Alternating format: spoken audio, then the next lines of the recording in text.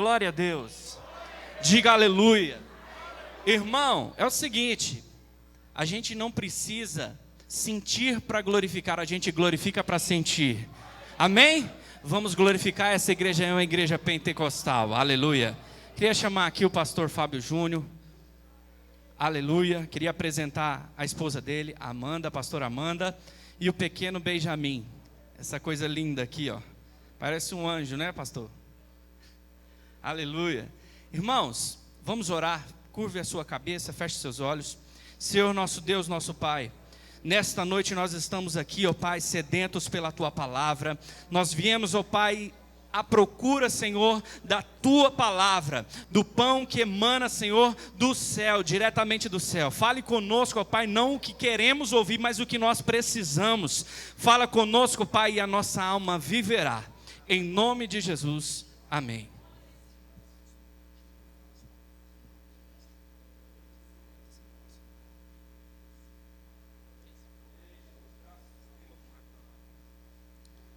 Queridos, a paz do Senhor. Você pode tomar seu assento. Tá? Tome seu assento. Eu quero louvar a Deus pela oportunidade de estar pela primeira vez aqui, servindo essa casa, a essa igreja, que está sobre os cuidados do pastor Ciro Guerreiro. Pastor Ciro, Deus abençoa. Obrigado pelo carinho e pela confiança de nos deixar ser instrumento de Deus, a igreja que está sob o seu cuidado. Deus abençoa. Cumprimentando o pastor Ciro, cumprimento os demais pastores, obreiros que estão aqui. Pastor Leonardo, Deus abençoa. É o líder do trabalho, né, dos varões, e juntamente com o pastor presbítero Eduardo, Deus abençoa, tá? Eu acredito que, cumprimentando vocês dois, os demais irmãos se sentem abraçados. Estou com a minha família, minha esposa, irmã Amanda, e o Benjamin. O Benjamin está aí, ele é pentecostal. Ora enquanto ele dá uns gritos, então vocês se acostumem. Queridos,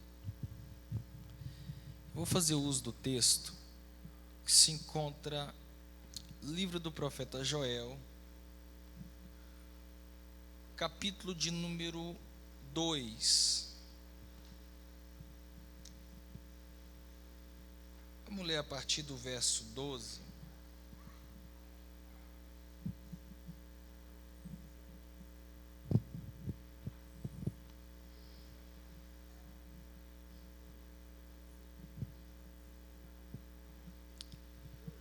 Livro do profeta Joel, capítulo de número 2, e o verso de número 12 a seguir.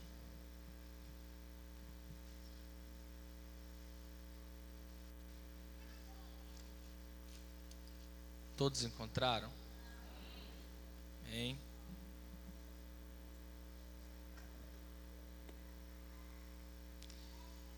Eu vou ler conforme aí o costume da igreja, do seu pastor, se sentado, em pé, fique à vontade, tá? Versículo de número 12, está escrito assim: Ainda assim agora mesmo diz o Senhor, convertei-vos a mim de todo o vosso coração, isso com jejum, com choro e com pranto, rasgai o vosso coração e não a vossa veste. Convertei-vos ao Senhor vosso Deus, porque Ele é misericordioso, é compassivo, é tardio em irar-se, grande benignidade, e se arrepende do mal. Quem sabe se não se voltará e se arrependerá, e deixará após si uma bênção, uma oferta de manjares e libação para o Senhor vosso Deus.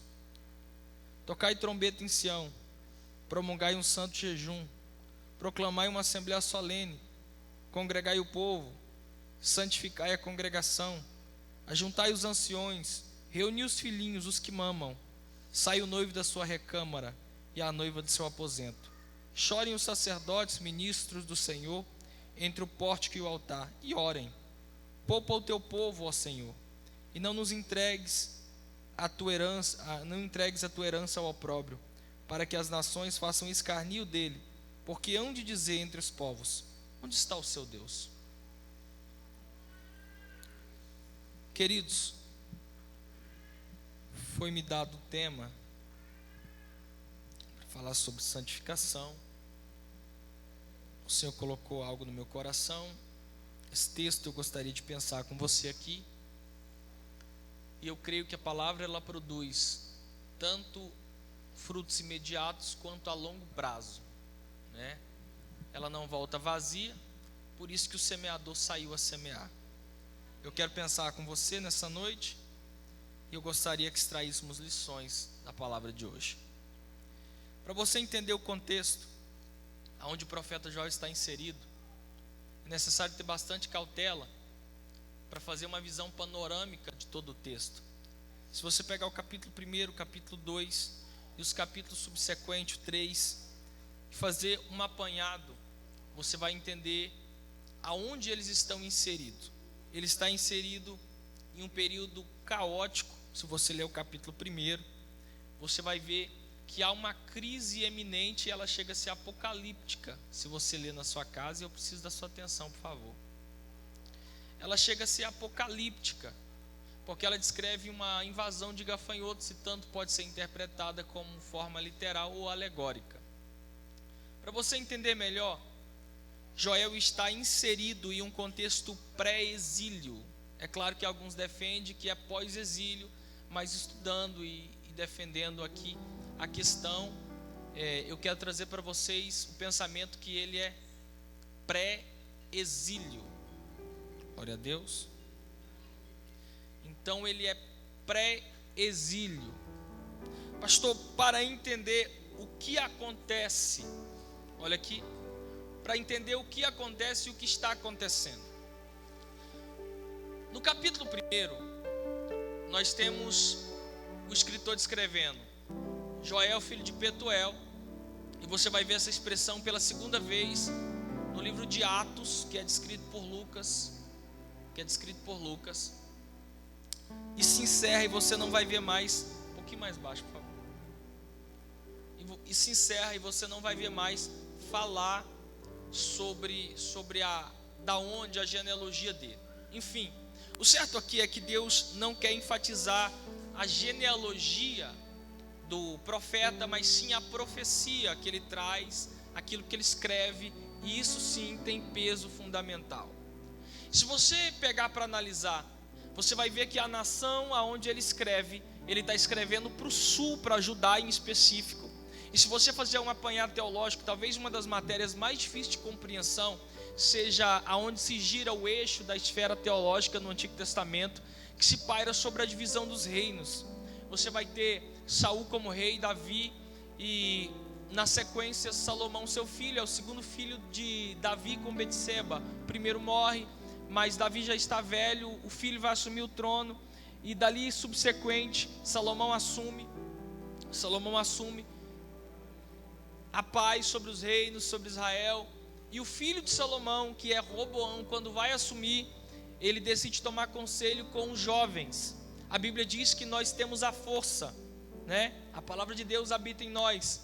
Só que Roboão, ele tem uma síndrome muito parecida com a de hoje, e ele decide tomar conselho com os anciãos, com os jovens, né? Desprezando os anciões. Quando os anciões estão ali, eles não estão ali por enfeite, não estão sentados aí por acaso. Eles estão aí por um memorial. Os anciões estão aí para ser recorrido pela experiência. Quando você despreza um ancião, quando você despreza o conhecimento de um ancião, a sabedoria de um ancião, você está desprezando a história. Isso é muito sério. É por isso que eu sempre digo: escuta conselho de quem tem, porque quem tem quer te dar e é de graça. Os jovens olham para Roboão, prestes a assumir o trono, e dizem assim: é a sua vez, é o teu momento. Diga para eles, porque tem um reino te esperando, 12 tribos te esperando, te aguardando. O reinado de Salomão foi um reinado de paz. Então, quando ele deveria consultar os anciões, ele decide ouvir o jovem, a juventude. E na embriaguez do vinho de Jezabel, da juventude, ele despreza os anciões. O que os jovens dão conselho a ele? Fala para o povo que o seu dedo midinho é da largura das costas do seu pai, e que se teve tributo com Salomão, tanto mais com você. Resultado, o reino se divide: 2 tribos ao sul, 10 tribos ao norte. Ao sul nós temos Benjamim e Judá, ao norte nós temos a casa, Zebulon, Naftali, Gad, Asser, Dan e as demais tribos. Ouve isso: para cada oportunidade perdida, sempre haverá um oportunista. Se Roboão não quer, Jeroboão, oportunista, está pronto para pegar aquilo que é dele. Pastor, mas aquilo que é meu, ninguém põe a mão. Eu concordo em partes. Se você for negligente e quebrar princípios, você perde aquilo que era seu. A promessa está condicionada à decisão. Em Gênesis 12, Deus promete a Abraão, mas Abraão tem que sair da terra. Deus diz a Abraão: sai da tua terra, da casa do teu pai, do meio da sua parentela, e vai para uma terra que eu te mostrarei. Abraão está em Ur dos Caldeus, antiga Mesopotâmia, ele sai de Ur para Arã.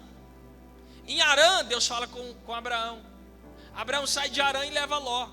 Ou seja, Abraão fracassa 2 vezes. A terceira levando Ló.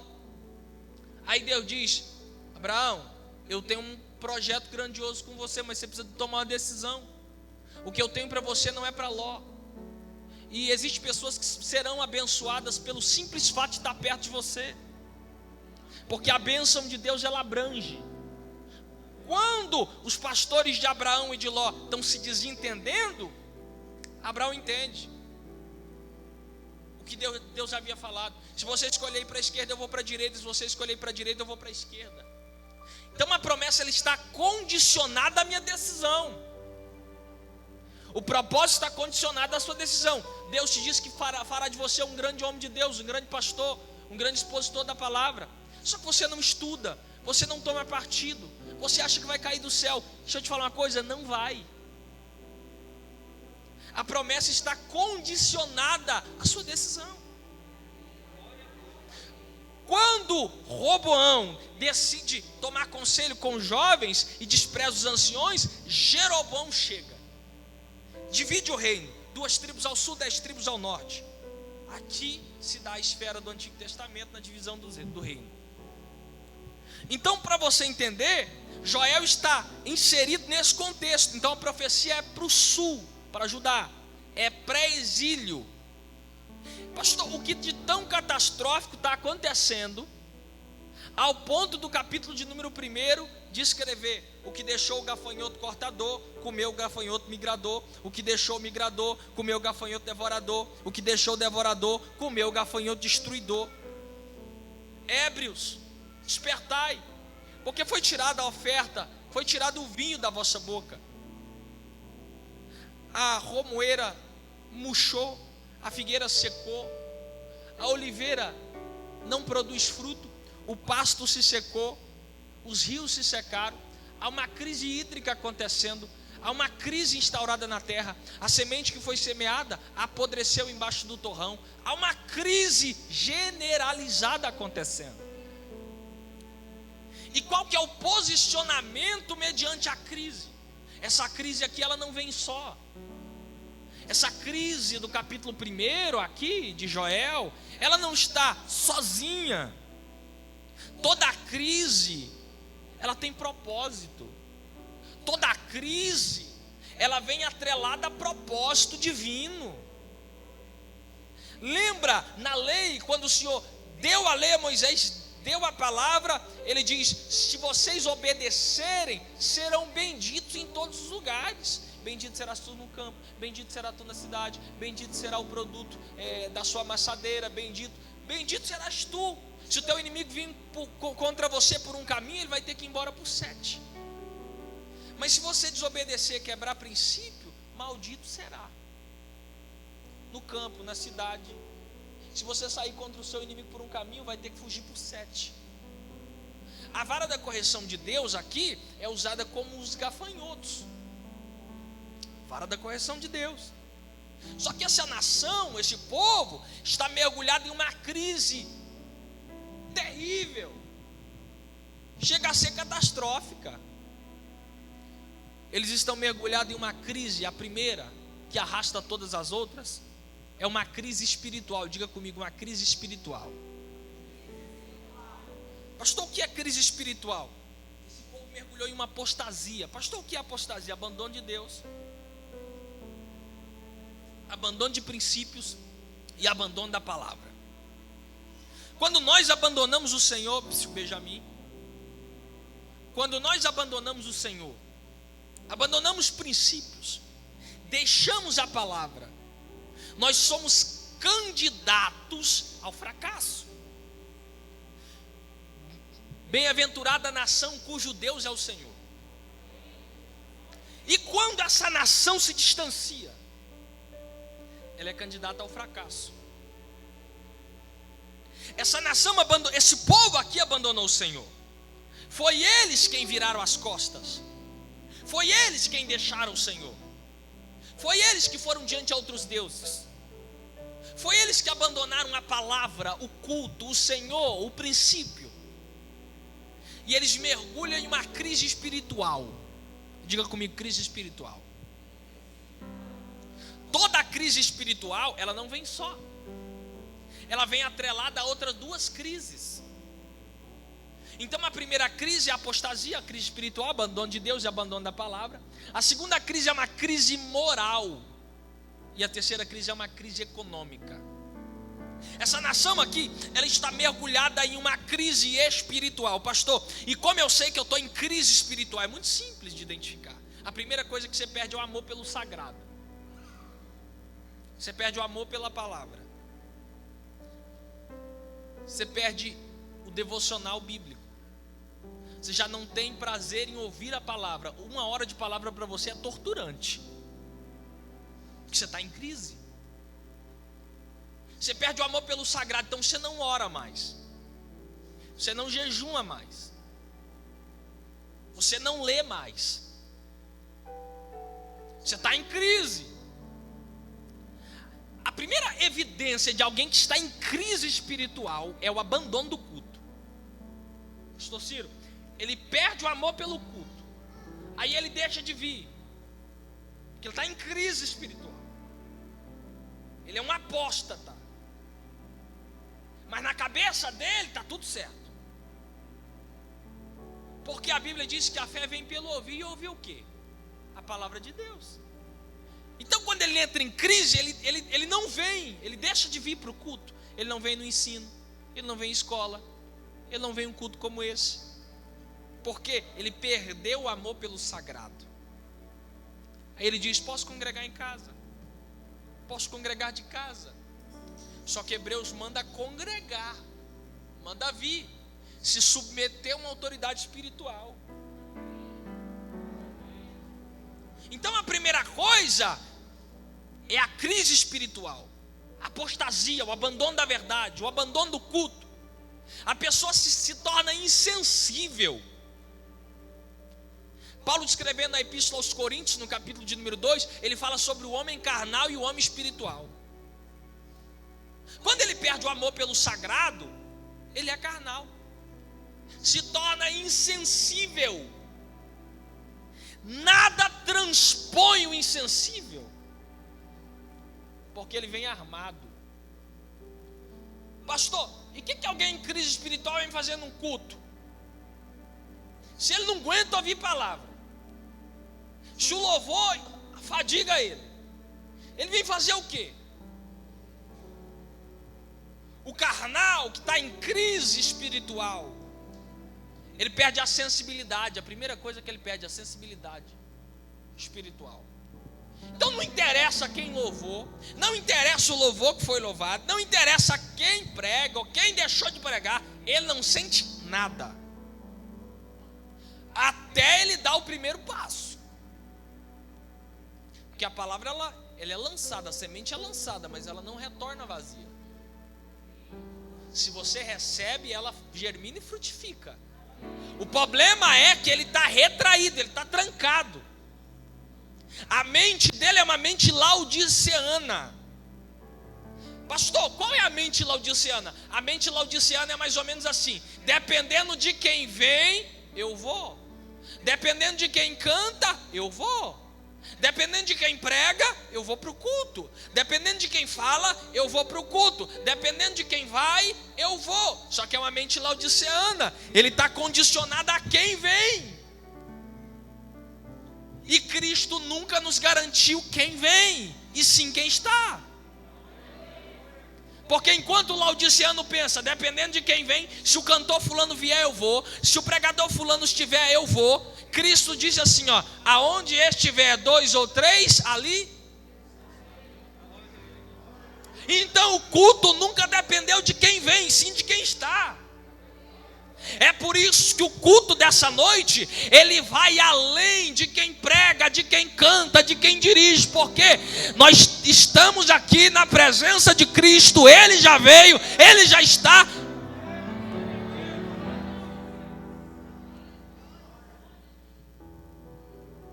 Quem está em crise espiritual, ele começa a achar defeito.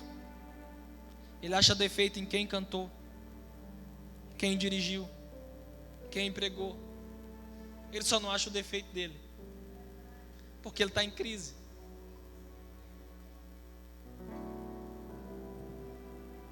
Ele perdeu sensibilidade. Quer ver alguém que está em crise? Ele começa a achar defeito na liderança dele. Ele não vê que o defeito é nele. Quem é espiritual, irmão, ele não depende disso.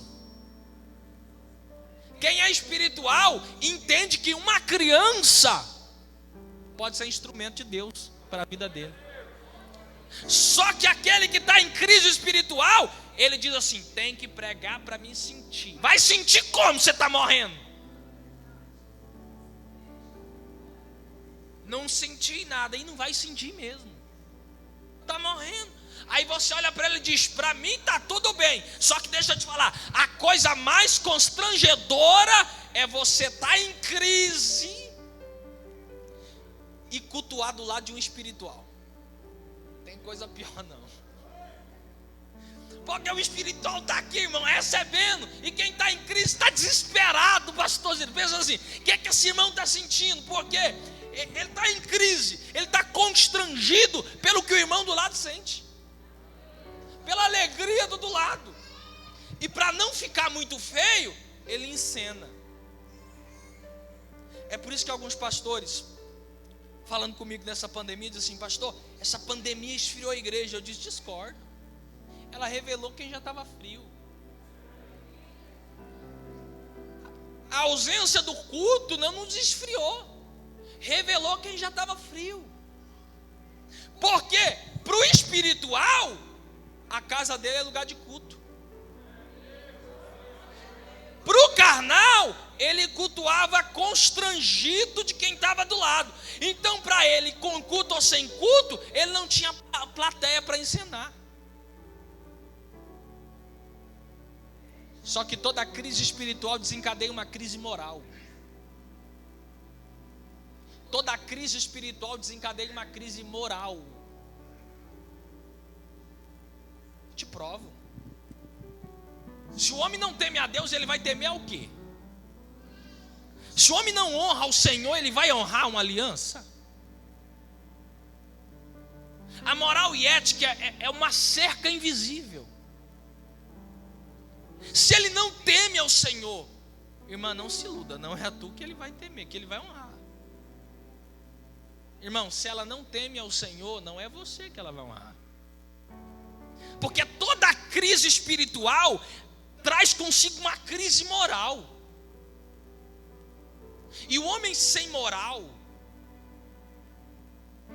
Platão dizia que ele é um bicho,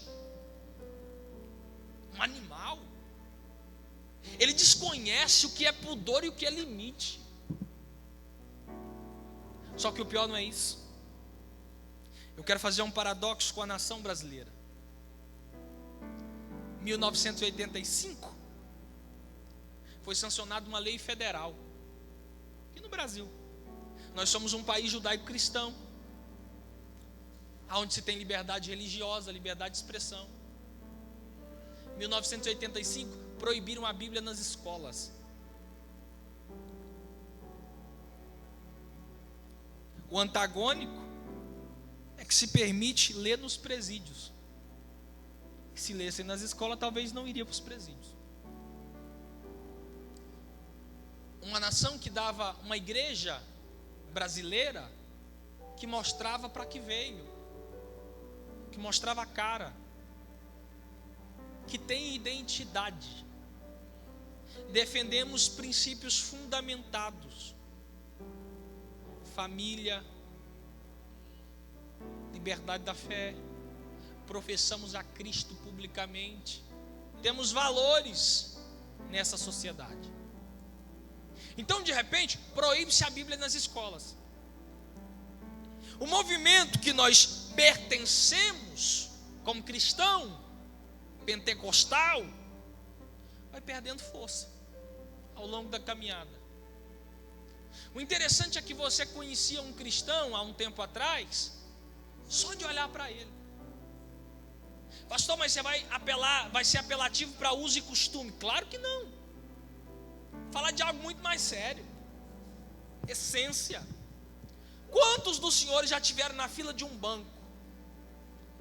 Tênis, calça jeans, camisa normal. Quantos de vocês? E alguém olhou para você e disse assim: você é crente? Já aconteceu contigo? Você é crente? Aí você diz: pela graça de Deus, sim, salvo em Cristo Jesus. Mas peraí, você não estava disfarçado de Assembleia de Deus, de cocozinho, das irmãs do cocó? Não, você estava igual. E por que te identificaram? Porque a Bíblia diz que o Espírito que está em nós, que o Espírito que está em mim, testifica que está em vós, que ambos somos filhos do Deus Altíssimo. Isso é essência que transcende a aparência. Essência, nós perdemos em essência. Começamos a mergulhar em uma crise espiritual.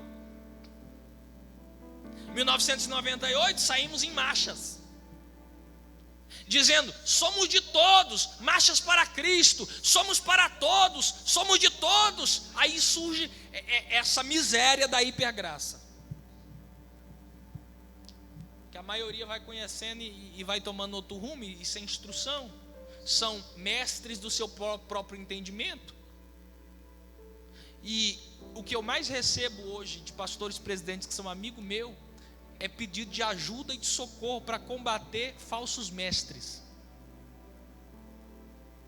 E o pasme, obreiro, que lê uma meia dúzia de livro e quer confrontar o seu pastor, e quer confrontar o ensino da sua liderança. Eu tive 2 pastores até hoje. Estou indo para 12 anos de fé.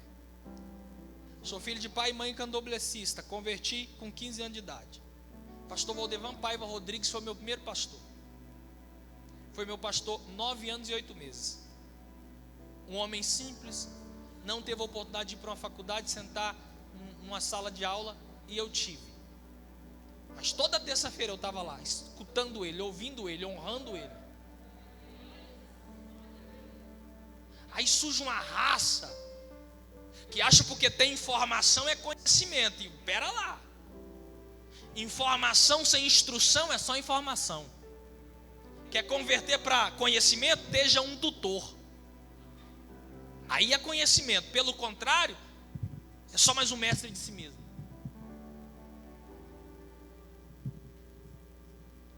Aí vai surgindo a hipergraça. O cidadão pode ter uma vida toda torta, toda lascada, toda suja, e vê lá quem você coloca no púlpito, vê lá quem você convida para o seu evento, vê lá quem assume a tribuna para ministrar sobre a juventude, que talvez ele pode estar ministrando aquilo que vive. Aí ele vem todo torto e diz que é cheio do Espírito Santo. Mentira, e eu te provo na Bíblia que é mentira, nunca foi. Porque surge um movimento dizendo assim: eu sou cheio do Espírito. 10º casamento. Vida toda lascada, toda torta. Bebe, cheira, faz tudo que você não está vendo aqui. E é referência. E é cheio do Espírito. Mentiroso. Eu concordo que Cristo é para todos. Porque no tanque de Siloé ele diz: vinde a mim todos. João 3,16 ele diz: vinde, porque Deus amou e ele deu seu único motivo para que todos. Então Cristo é para todos. Só que o Espírito Santo é obra exclusiva da igreja e para a igreja. Me prova, pastor, te provo. No capítulo 17 de João, Jesus faz a oração sacerdotal. No capítulo de número 14, ele diz: eu não vos deixo órfãos, eu enviarei o outro Consolador. Quem é o outro Consolador na paracletologia? O Espírito Santo. Quem é o Espírito Santo? O Espírito da verdade, que o mundo não pode receber, mas ele habita em vós e estará convosco todos os dias, até a consumação do século. Então, pastor, então quer dizer que quem não vive uma vida de santidade não pode ser cheio do Espírito? Não pode. O Espírito da verdade, que o mundo não pode receber o que você recebe. É por isso que a Bíblia diz da paz que excede o entendimento. Essa paz o mundo não entende. Essa paz o mundo não compreende. Porque quem dá essa paz é o Espírito. O Espírito é pedido pelo Filho, enviado pelo Pai e recebido pela igreja. Segue a paz com todos e a santificação, sem a qual ninguém verá o Senhor. Aqui quebra a hipergraça. Só que nós fomos perdendo espaço. E se desenhou uma crise moral. 99 para 2000, nós mergulhamos em uma crise moral e uma crise de identidade. Isso aqui são dados. Começa a surgir um movimento LGBT. O nome é científico, então não dá processo, posso falar. O movimento LGBT começa a ganhar força em São Paulo. Em 2001, eles eram 2.000 na Avenida São Paulo. E eles vão ganhando força. Como nós tiramos o pé e deixamos o negócio correr solto, porque já em crise espiritual, uma crise moral se desenhando, homens maus, contra todo o princípio que nós professamos fé e cremos, começaram a assumir cadeiras, lugares, começamos a ser omissos, e eles vão ganhando força no centrão, na esquerda, no governo. E eles vão fazendo dessa nação o que eles querem, o que eles idealizaram. A crise moral é tão feia que ela vai ganhando força de 2000 para cá. E não precisa ir muito longe. Basta você sair na rua. Vá à feira no domingo. Veja o que o homem está moralmente falido, deplorável, que ele veste. Olha o que é que o mundo veste. Olha o que é que o mundo prega. Olha o que é que o mundo canta. Resultado de alguém que está moralmente falido. Como eu não vim de berço cristão, era tradição, todo domingo meu pai acordava com o rádio ligado ou com o som ligado, ouvindo moda antiga. Tinha letra. Algumas foram regravadas. Se converteram ainda, exaltava a criação, enaltecia a criação de Deus.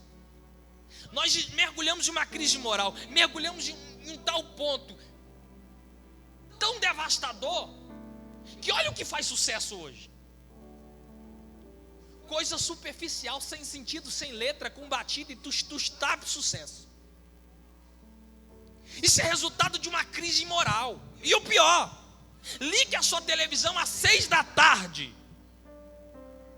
que o mundo vai estar pregando o que ele quer. Ligue às 9 e você vai ver eles ensinar todo tipo de ato libertino dentro da sua casa. Quem se lembra do Caldas Country de 2014, que foi manchete internacional no mundo inteiro? Sodoma e Gomorra, em algum jornal, foi a manchete. O que eles faziam? Às 9 da manhã, às claras do dia, a céu aberto, todo tipo de ato libertino. Que é vergonhoso até falar aqui. Questão ética. Quem se lembra da parada gay de São Paulo de 2018? O que eles fizeram? Isso é resultado de uma crise moral. Quem se lembra de 2019? O que eles fizeram? 2020, o carnaval desse ano, o que eles fizeram? Resultado de uma crise moral. O pior não é isso. Se você não leu, leia depois. Reverendo Hernando Dias Lopes tem um livro que ele descreve de pastor a pastor. Trata sobre assuntos da igreja do século 21. Riquíssimo. Ele traz dados. O índice de divórcio na igreja é o mesmo do mundo. Isso é uma pesquisa, isso não é coisa da minha cabeça. O índice de jovens solteiros aqui dentro que vão a motéis é o mesmo do mundo.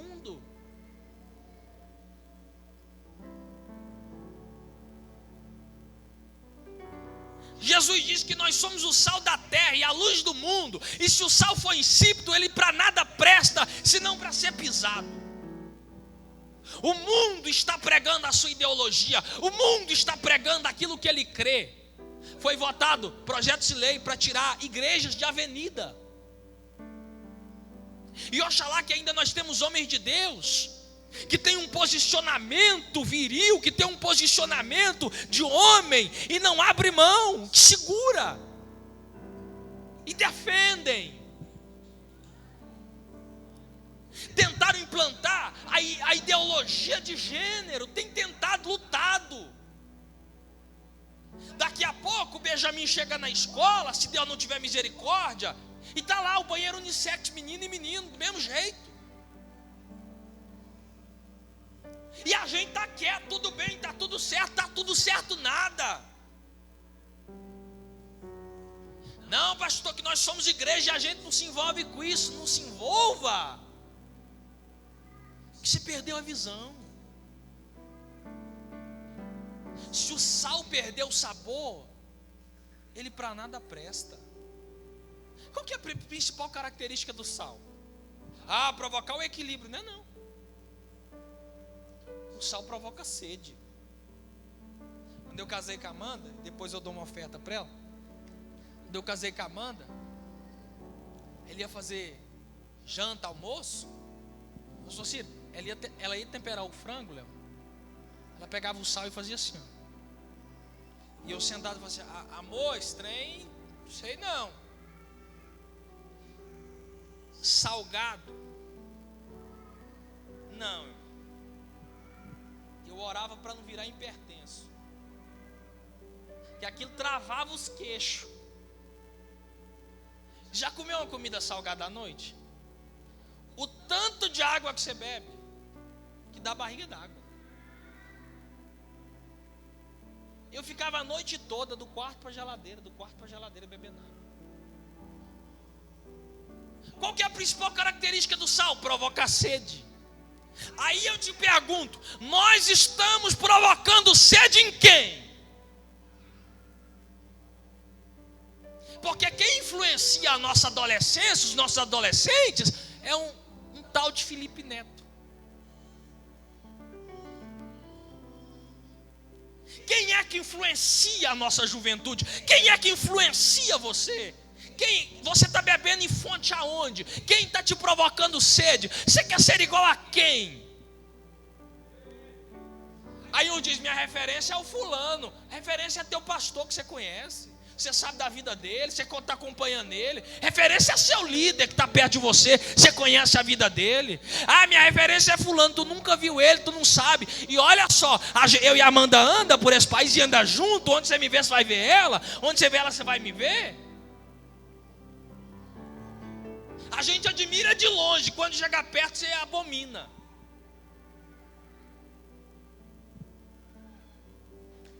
Nós estamos provocando sede em quem?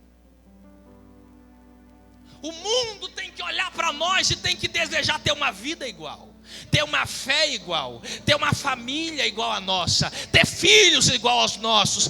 Quando o sal perde o sabor, para nada presta, serve para ser pisado. Só que toda crise moral gera uma crise econômica. Em 2014 nós vivemos uma das piores crises da nação. Saiu uma pesquisa que em 2015 os templos superlotaram, as igrejas encheram. Por quê? Deus sabe que o homem consegue viver sem Deus. Quantos ateus prósperos tem aí? Deus sabe que o homem consegue viver sem moral, sem escrúpulos, sem ética. Quantos promíscuos tem por aí? Só que tem uma coisa: o homem vive sem Deus, o homem vive sem moral, sem ética, sem escrúpulo. Só tem uma coisa que ele não consegue viver sem: dinheiro. É a mola do mundo. Deus vai lá na porta da economia e fecha. Porque a Bíblia diz: aonde está o teu coração, aí está o teu tesouro. E como Deus é especialista em achar tesouro, Deus fecha a porta da economia. Porque Deus prefere te frustrar do que te perder. Deus prefere te ferir do que perder você para o mundo. Aí ele fecha a porta da economia. Aí nós vamos para o capítulo de número 2 de Joel. Joel entende que se ele ora e se ele jejuma, Deus intervém na situação. Lembra na inauguração do templo de Salomão? Se o meu povo que se chama pelo meu nome se humilhar, orar, se converter do seu mau caminho, buscar a minha face, eu ouvirei do céu, perdoarei seus pecados, sararei a sua terra. Há uma crise hídrica. Se tem crise, tem fome. Se tem fome, tem desespero. E se tem um trem que o crente não dá conta de passar, é fome. E o povo está com fome. Irmão, a fome abate o grande, quebra o arrogante. A fome é pedagógica.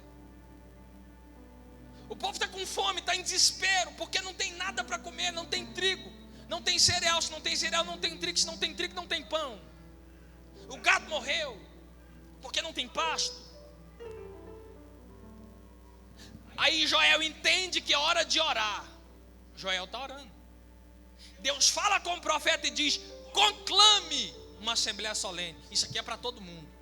Senhor, quem vai estar na assembleia? E eu diria aqui que o Senhor disse para Joel, igual minha avó falava: de mamando é caducando. Todo mundo. Dos que mamam aos anciões. Senhor, o que eu vou fazer agora? Agora você vai orar com o povo. Vai jejuar com o povo. Jejuar tá bom, não tem que comer, então não é jejum. Jejuando e orando. Aí a nação está de joelhos, de jejum, chorando.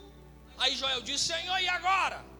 A gente já está jejuando, a gente já está orando, restaura-nos. Aí Deus diz: não, agora vocês vão fazer culto. O negócio não é assim não. Aí eles vão fazer culto. Conclame uma assembleia, toque trombeta internamente. E esse ressoar de trombeta interno aqui é porque o perigo está entre nós. Quando a trombeta é tocada de dentro para fora, é porque o perigo vem de fora para dentro. Mas quando a trombeta é tocada internamente, é porque o perigo está entre nós. Deus está dizendo para Joel: conserta internamente primeiro e depois para fora. A gente quer alcançar a África, a gente quer fazer missões lá fora, quando nós nem nos alcançamos ainda. O negócio vai começar aqui hoje, por nós, vai começar por mim. Vamos começar nos organizando aqui hoje. Vamos tocar trombeta entre nós. O perigo está entre nós. Há muitos que dormem. Há muitos que apostataram da fé. Então o povo está orando, está jejuando e agora vai fazer culto. Irmã Maria Joaquina, ou Trifosa, Trifena, vai tirar o zinho da harpa.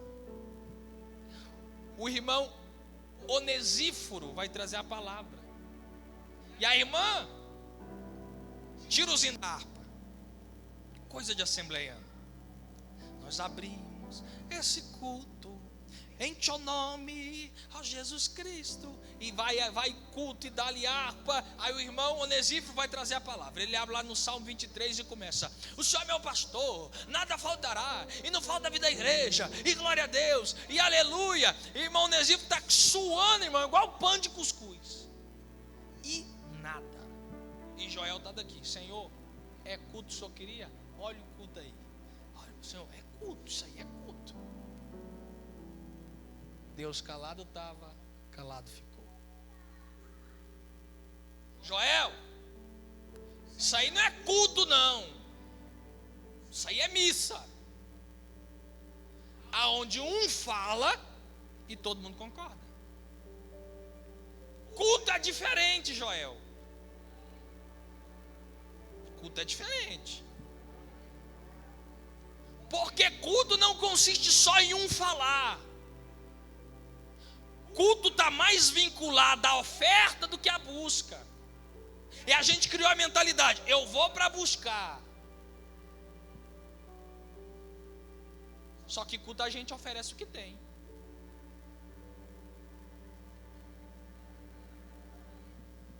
Olha aí.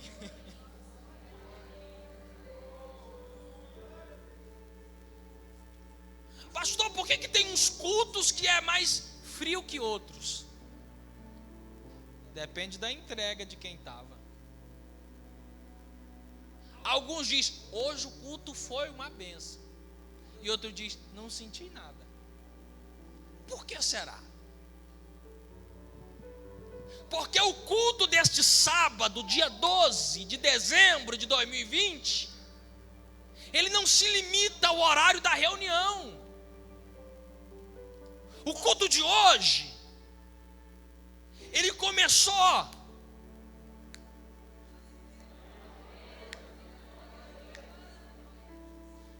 pastor, faz tempo. Pastor, quando é que o culto de hoje começou? Quando você estava em cima da moto no trabalho. Você lembrou daquele hino, sentiu uma graça do Espírito de Deus e foi alimentando. Quando você acordou cedo, abriu a Bíblia e leu o seu devocional e diz: glória a Deus, vai ser uma benção. O culto dessa noite começou lá no início do ano, começou no mês passado, no mês atrasado, quando você decidiu se alimentar. Aí quando você chega num culto como esse, você tem alguma coisa para oferecer. Aí a pergunta que eu te faço é: o que você trouxe para esse culto? Trouxe alguma coisa? E eu sempre digo que quem tem não precisa pegar emprestado.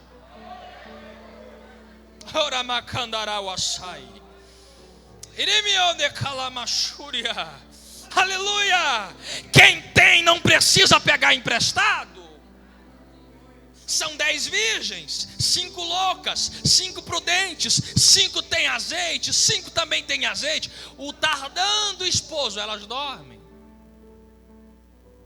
Perto da meia-noite, houve um grito: Aí vem o esposo, sai-lhes ao encontro. Todas despertam. Só 5 têm azeite de reserva. Eu te pergunto, para a gente encerrar. A gente encerra o culto agora, no horário. Você trouxe alguma coisa? Você trouxe o que para oferecer nesse culto? A Bíblia diz que quando a gente se reúne, uns têm salmos, outros têm cânticos, outros têm profecia, outros têm línguas, outros têm adoração. Aí a gente entrega no momento da reunião. Oh glória, oh glória. Você pode ser profeta para a vida de alguém. Você pode ser profeta para a vida de alguém nessa noite. Diga para o teu vizinho, diga para o vizinho, diz para ele: não interessa se você não trouxe, não interessa se você não veio com azeite reserva essa noite. O que eu tenho dá para nós dois. Você não vai sair daqui de mãos vazias. O Espírito de Deus te encherá. Eu convido os espirituais, levante a tua mão em nome de Jesus. Você que tem um motivo para adorar a Deus, você que trouxe alguma coisa.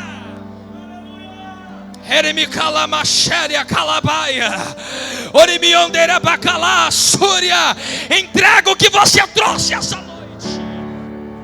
Aleluia.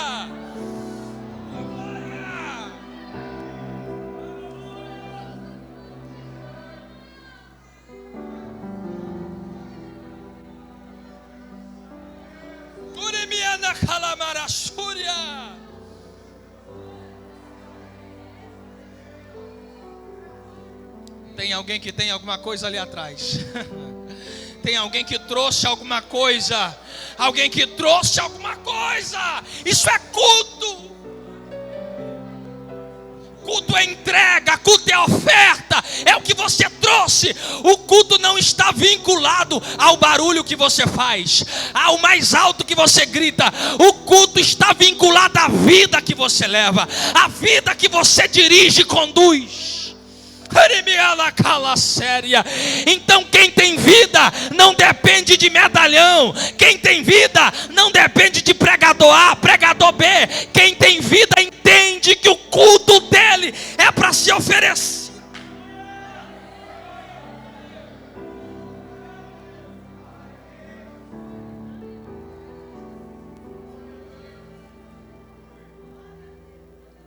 Quando ele está cultuando, Deus olha para ele e diz: eu não quero que você rasgue as vossas vestes. Rasgar a veste é superficial. Qualquer um rasga. A esposa de Potifar ficou com as vestes de José na mão. Aqueles que apedrejavam Estevão estavam com as vestes dele sob o seu domínio. Soldados romanos lançaram sorte sobre as vestes de Jesus. Rasgar a veste, qualquer um rasga.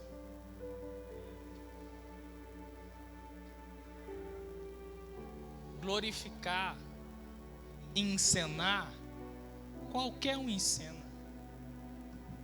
Aí Jesus está dizendo: eu não quero que vocês rasguem as vestes, eu quero que vocês rasguem o coração. Porque Deus não resiste coração contrito, quebrantado na presença dele. Pastor, como é que eu sei que o coração está rasgado? Fica tranquilo, ele vai escorrer no cantinho do olho. Esse é o avivamento silencioso, que a gente sabe que é verdadeiro. Oh glória. Eu te convido para uma volta genuína. Eu te convido para um arrependimento genuíno. Que o Espírito de Deus produza em nós frutos verdadeiros de arrependimento. Que o Espírito de Deus produza em nós, no aspecto moral, frutos de um arrependimento genuíno. que a gente possa chorar de compaixão, de misericórdia, quando um pecador se arrepende, que a gente possa mostrar que verdadeiramente Cristo habita em nós. Eu vou pedir, por gentileza, para você se colocar de pé.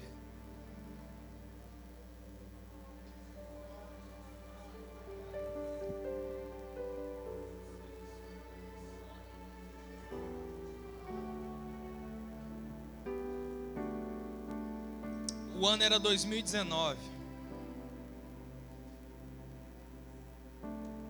Eu expunha as escrituras baseado no texto de Joel, capítulo 1. Cidade de Parauapebas, Pará. Naquela noite, o Espírito de Deus nos envolveu numa graça de quebrantamento e arrependimento. Pessoas voluntariamente começaram a vir à frente, dobrar os joelhos, chorando aos prantos. Um obreiro desceu do púlpito, tocou em mim e disse assim: pastor, já tinha 1h40 que eu expunha as escrituras. Ele tocou em mim e disse: pastor, eu sou obreiro aqui, sou presbítero aqui, congrego aqui há 17 anos, não estou em pecado, aquela ali é minha esposa, aquela ali é minha filha, aquela ali é meu genro, e eu quero converter, eu quero entregar minha vida a Cristo. Ele desceu e se ajoelhou. De repente veio vindo e ajoelhando, gente ajoelhando nos bancos, foi se ajoelhando, voluntariamente. Houve uma glória de Deus sobre nós. Pessoa chorava, pastor Ciro, que ele segurava nos bancos, gente chorava e gritava, e eu aqui sem entender, e o Espírito de Deus falando para mim: hoje eu trouxe um avivamento sobre esse lugar, porque houve arrependimento. Eu creio em um avivamento que brota do arrependimento, das lágrimas, da sinceridade, da mudança, da transformação, do fruto. E essa noite você tem a oportunidade de tomar um posicionamento na sua vida. Pastor, eu preciso de uma experiência nova. Eu vou convidar você a vir à frente. Pastor, eu já sou crente, já sou salvo, mas eu quero viver uma experiência nova. Eu preciso viver uma experiência nova. Nós queremos orar por você. Pastor, eu necessito. Sai do seu lugar. Dobre o seu joelho aí onde você está. Eu quero orar por você e te abençoar antes de retornar.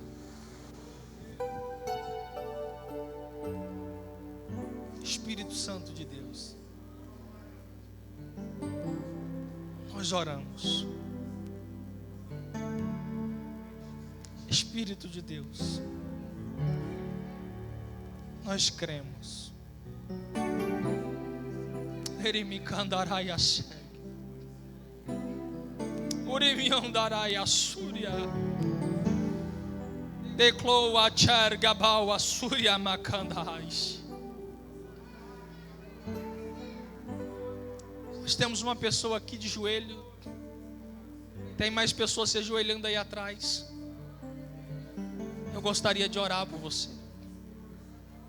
Que o Espírito de Deus traga sobre nós um tempo novo.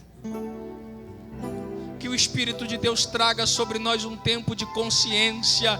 Que o Espírito de Deus traga sobre nós um tempo de conversão. Que o Espírito de Deus traga sobre a igreja no Brasil um tempo de constância, de amadurecimento, de avivamento genuíno. Mas não é um avivamento que hoje nós pulamos e amanhã nos esquecemos da cruz de Cristo. Mas que seja um avivamento aonde lembraremos do sacrifício vicário, da cruz de Cristo, da unção de Deus.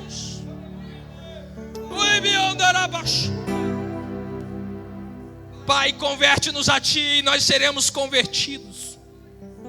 Renova os nossos dias como dantes,